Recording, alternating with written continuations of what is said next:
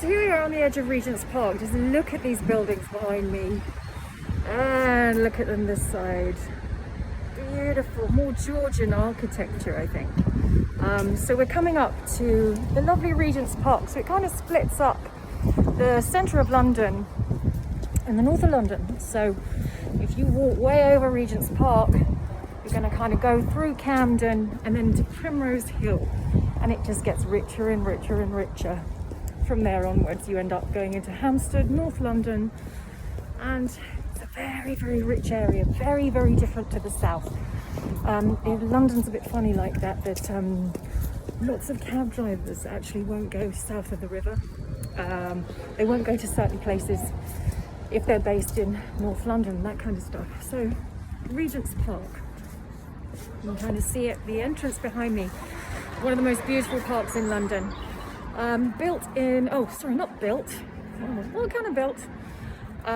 It was designed by architect John Nash, city architect, and it was originally designed for the aristocracy and for the royal family.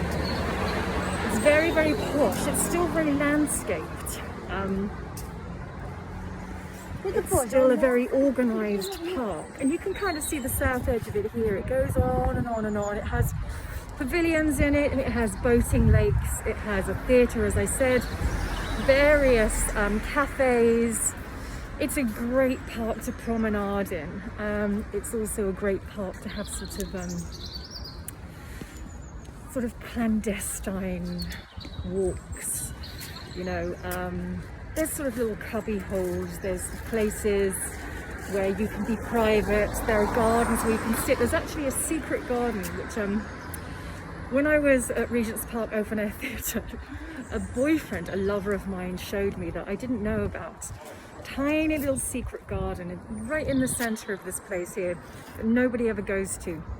It's absolutely beautiful. There's a rose garden in there, flower garden.